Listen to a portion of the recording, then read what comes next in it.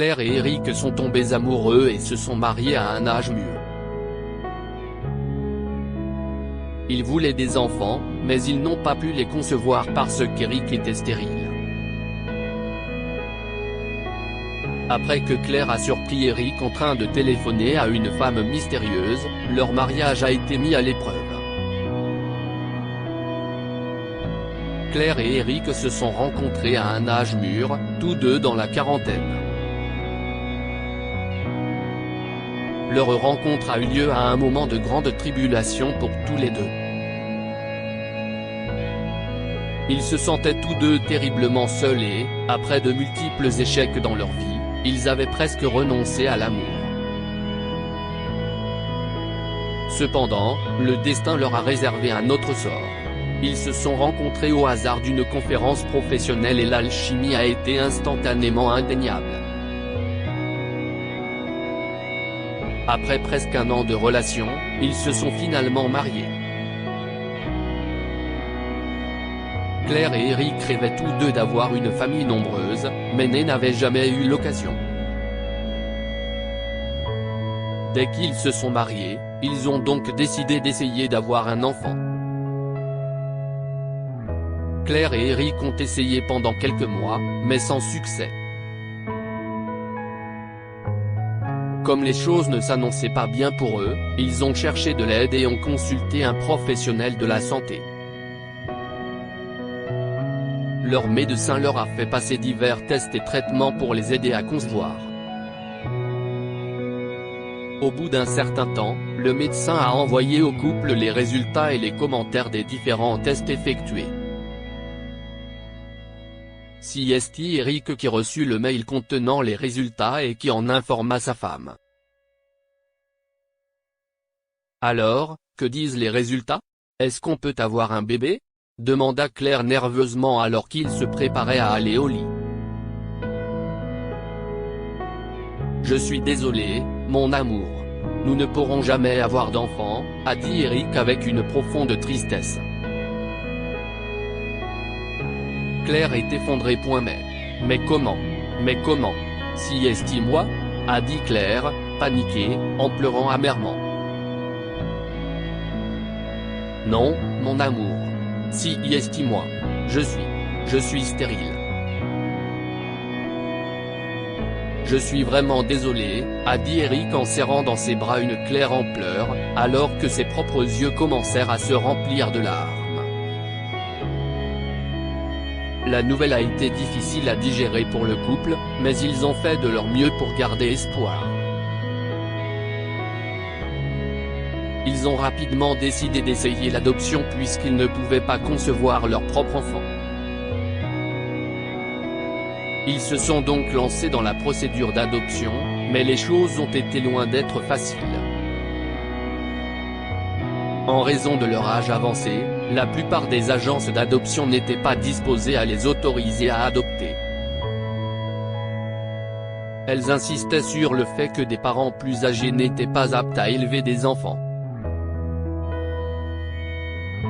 Ils ont gardé espoir et ont continué à déposer des demandes, priant pour que leurs rêves deviennent enfin réalité.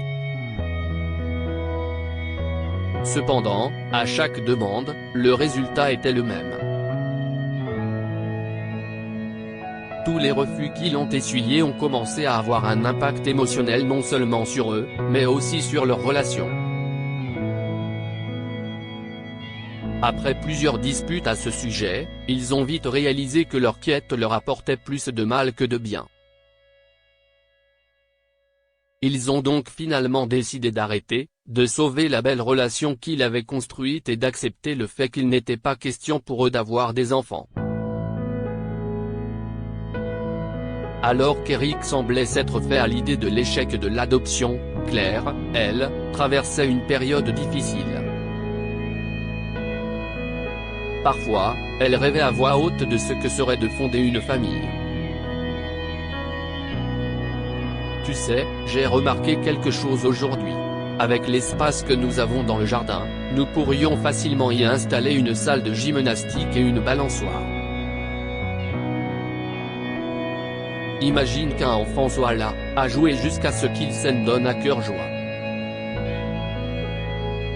Cela ne te prendrait pas trop de temps de l'installer. On pourrait même faire appel à un gars. Ce serait bien, non ? Continua Claire. Elle parlait souvent de ce qui se passerait si les choses n'étaient pas ce qu'elles étaient. Eric tenta d'écouter les conversations pleines d'espoir de Claire, mais elles le mirent mal à l'aise au bout d'un moment, car elle n'avait manifestement pas accepté la situation dans laquelle il se trouvait. Néanmoins, il continua à soutenir sa femme. Au fil du temps, Claire remarqua que son mari était devenu distant et étrange à son égard. Si comme s'il lui cachait quelque chose. Eric n'a jamais été attaché à son téléphone. Il pouvait passer des heures sans lui. Mais Claire remarqua qu'il avait commencé à l'emmener partout avec lui. De manière suspecte, il le posait toujours devant lui lorsque Claire était là, afin qu'elle ne puisse pas voir les contacts des appels entrants. Lorsqu'Eric recevait des appels, il était nerveux et insistait souvent pour les prendre à une distance raisonnable de sa femme. Claire commença à s'inquiéter que quelque chose n'aille pas dans leur relation. Craignant le pire, elle se mit même à soupçonner son mari d'avoir une liaison. Elle décida de mener l'enquête et de découvrir par elle-même ce qui se passait réellement. Eric prit l'appel sous le porche pendant que Claire écoutait derrière la porte d'entrée. Elle n'entendit pas grand-chose, mais elle capta une phrase prononcée avec excitation, qui secoua Claire au plus profond d'elle-même. « Vous allez être père, Eric. Félicitations, futur papa », a dit une voix féminine au téléphone. « Quoi ? Si incroyable, Jill », répondit Eric, excité. Claire ne pouvait pas croire ce qu'elle entendait. Elle retourna stoïquement dans le salon et s'assit sur le canapé. Elle ne put se résoudre à écouter une seconde de plus cette conversation. Comment Eric a-t-il pu la tromper? Et a-t-il menti en disant qu'il était stérile? Pensa Claire. Claire tomba dans la stupeur, tellement sous le choc qu'elle ne remarqua même pas qu'Eric apparaissait devant elle. Eric vit le regard stoïque de Claire et comprit immédiatement que quelque chose n'allait pas. « Tout va bien, mon amour ?» demanda Eric en saisissant l'épaule de Claire pour la réconforter. « Ne me touche pas. Et ne t'avise pas de m'appeler comme ça », aboya Claire en repoussant son bras. « Qu'est-ce ce qui ne va pas, Claire ?» demanda Eric, surpris.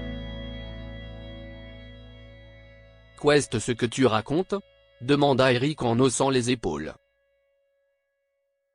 « Ne fais pas l'imbécile avec moi. » Claire se leva et se précipita dans la chambre à coucher. Eric la suivit en courant. « Calme-toi, Claire. Je n'ai aucune idée de ce que tu racontes, » répondit Eric. « Où vas-tu ?» demanda Eric tandis que Claire préparait rapidement un sac à dos avec quelques vêtements. « Je te quitte, Eric. Je t'ai entendu parler à cette femme. Jill ou quel que soit son nom. Je ne veux plus rien avoir à faire avec toi, » conclut Claire en sortant de la maison avec son sac à dos. « Claire, s'il te plaît. Je peux t'expliquer, » cria Eric, mais il était trop tard. Claire avait déjà sorti la voiture de l'allée en marche arrière et était partie. Eric essaya de parler à Claire, mais elle refusait à chaque fois et ne lui donnait pas accès à la maison de sa sœur où elle logeait. Il a essayé d'envoyer des SMS et d'appeler Claire, mais elle a bloqué son numéro. Il s'est dit qu'elle était trop en colère pour communiquer, alors Eric a décidé de lui laisser un peu d'espace et de parler des choses une fois qu'elle se serait enfin calmée. Quelques jours plus tard, Eric reçut enfin un visiteur qui frappait à sa porte. Il était aux anges, pensant que Claire était enfin revenue à la maison. Mais en arrivant à la porte, il eut le choc de sa vie, un jeune homme lui signifia les papiers du divorce. Eric fut complètement désemparé, mais il ne pouvait rien faire. Il avait les mains liées. Sa seule option était d'attendre la réunion avec les avocats pour pouvoir enfin parler à Claire avant de la perdre pour de bon. Quelques jours plus tard, il était temps de rencontrer les avocats. Eric entra dans la salle remplie d'avocats, mais tout ce qu'il voyait, c'était sa femme. Elle semblait abattue et fatiguée, ce qui brisa le cœur d'Eric. Il ne savait pas exactement ce qui les avait amenés là, mais il détestait la voir triste. Eric se précipita immédiatement vers Claire, document en main, et s'agenouilla devant elle. « Monsieur, veuillez vous asseoir à la table et laisser la place à ma cliente », dit l'un des avocats. « S'il te plaît, Claire. Il n'y a pas besoin de tout cela. J'ai fait tout cela pour nous. S'il te plaît, laisse-moi t'expliquer en privé, » implora Eric, ignorant les objections des avocats. « Pourquoi ? Pour que tu puisses me raconter d'autres mensonges. D'autres mensonges que toi et ta copine Jill avez concoctés ?» rétorqua Claire. « Jill n'est pas ma petite amie. Si est un agent d'adoption, » expliqua Eric. « Quoi ? » s'exclama Claire, choquée. « Et tu as raison. J'ai menti. Quand j'ai dit que les résultats indiquaient que j'étais stérile, ce n'était pas vrai. »« Tu es stérile, Claire ?» dit Eric en lui tendant les documents contenant les résultats des tests et les papiers d'adoption. Claire les parcourut, complètement choquée, tandis qu'Eric continuait à lui donner des explications. « Je savais à quel point tu voulais des enfants, alors je n'ai pas pu me résoudre à te dire ce que les résultats disaient.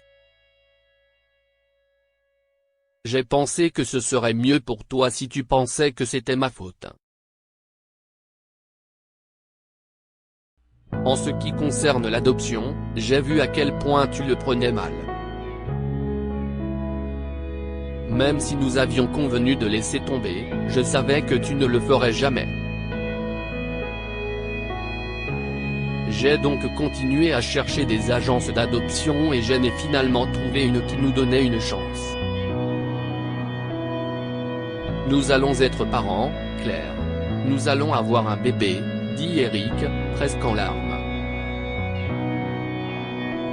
Claire était en larmes à ce moment-là lorsqu'elle a vu la photo du petit garçon dans les documents relatifs à l'adoption. Elle regarda alors son mari avec adoration, lui caressant doucement le visage. « Nous allons être parents ?»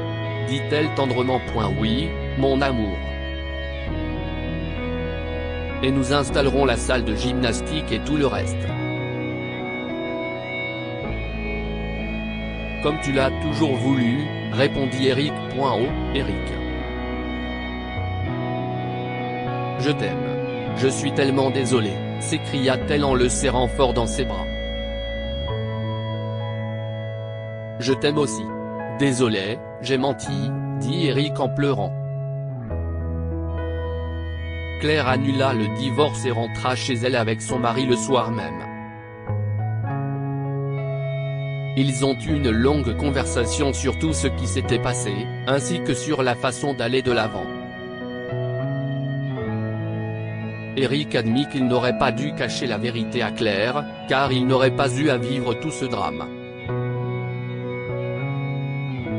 À son tour, Claire présenta ses excuses à son mari pour s'être emportée. Ils ont décidé d'aller ensemble chez l'agent d'adoption le lendemain pour mettre Claire au courant. Quelques jours plus tard, Eric et Claire sont venus chercher leur enfant au centre d'adoption. Claire rayonnait de bonheur et fondait en larmes lorsqu'elle a pris le bébé dans ses bras. Eric l'a serré dans ses bras et elle n'a pas manqué l'occasion de s'excuser une fois de plus auprès d'Eric et de le remercier sincèrement d'avoir fait d'elle la femme la plus heureuse du monde. Que pouvons-nous apprendre de cette histoire? Les mensonges compliquent les choses. Même si Eric avait de bonnes intentions dans le mensonge qu'il a raconté à sa femme, celui-ci a tout de même pris de l'ampleur et a fini par nuire à leur relation. Ne tirez pas de conclusions hâtives. Claire a tiré des conclusions hâtives au sujet de son mari, ce qui l'a mise dans l'embarras. Elle aurait pu faire un peu plus confiance à Eric. Partagez cette histoire avec vos amis. Elle pourrait égayer leur journée et les inspirer. Si vous avez aimé cette histoire, vous aimerez peut-être celle d'un homme qui se cache dans le placard pour surprendre sa femme, mais qui entend une voix masculine dire attention, près de lui. Cliquez ici pour lire l'intégralité de l'histoire. Abonnez-vous à Mon Mama sur Google News.